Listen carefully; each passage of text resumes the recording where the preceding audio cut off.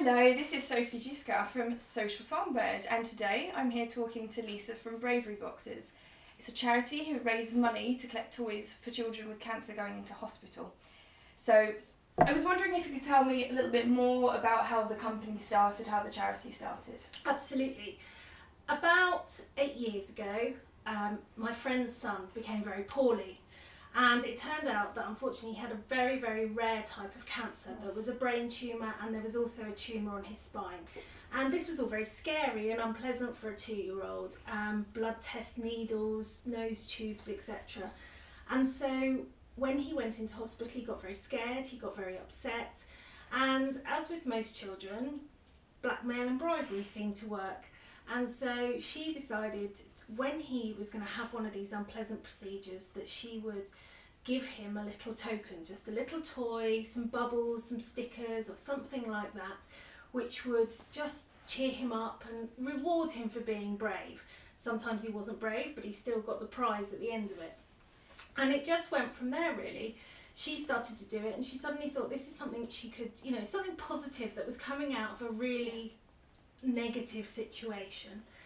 And so she started to raise money, and she just did it through car boot sales, cake sales, and the odd thing that people do, and she started to raise the money. She started to buy toys and little things that then went into the Bravery box.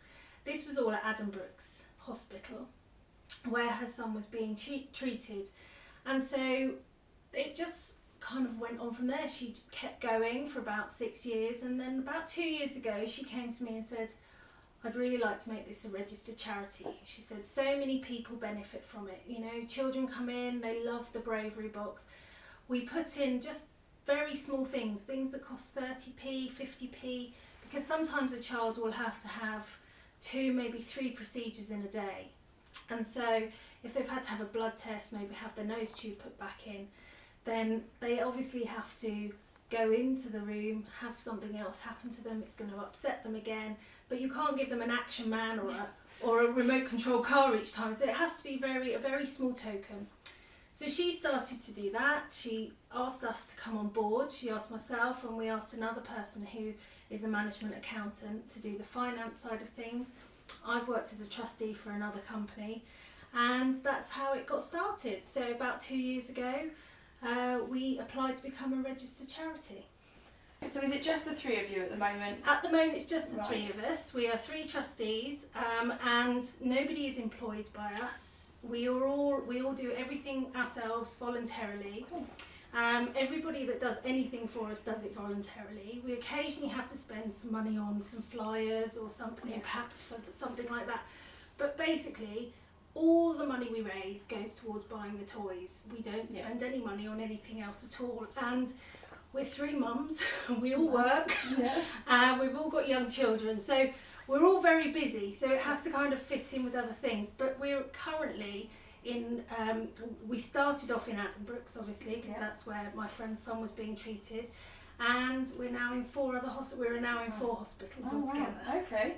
Right, and can you tell me when you decided to sign up to social media? What triggered it? I mean, nowadays everyone's on social media, so I suppose that's the answer, but when did you decide to? We decided when we became a registered charity, we were having a launch event, which we called a prom. So it was like a ball, but the idea was it was a high school prom. Okay. We held this in a big venue in Luton, and there were 200 people came along, and it was fantastic. It was just the most excellent night. We had live bands, we had a huge, meal, brilliant raffle, and all the things that normally go with that evening.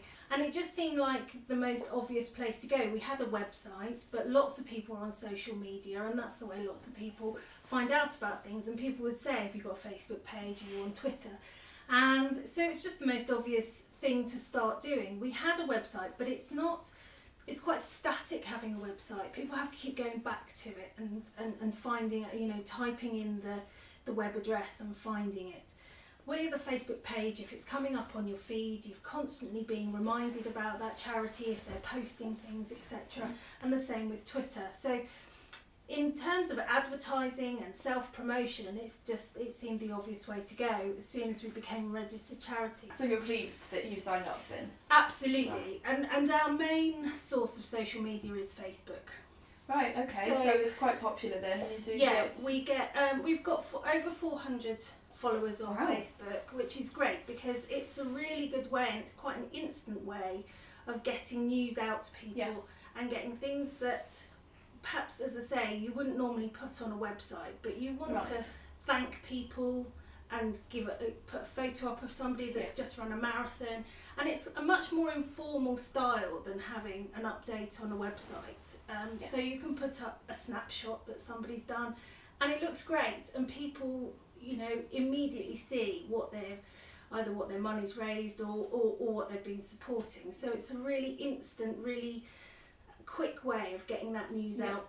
Yeah, so it's been popular with the public then. You've had a good response to it. We have, and it's actually the way that people want to keep in touch with us. Good. It's the way that people will find us, and that's the way people, if people have questions, they will get in touch with us via Facebook. They will get in touch. They will post something perhaps to our page, and it's the way that really people have been most interactive with us, I would say. And how many times, maybe a day or a week, do you post usually? We try and do something maybe once a week, once every couple of weeks. Sometimes it's a bit longer, sometimes it's more often, because, as I say, we're not in the sense of a full-time charity. Right, okay. So it's not like there's something happening every single day. But one weekend we might have somebody running a marathon, having a cake sale, and, you know, doing a sponsored swim or something. So things, you know, but again, that's the great thing. It's very responsive very quickly. So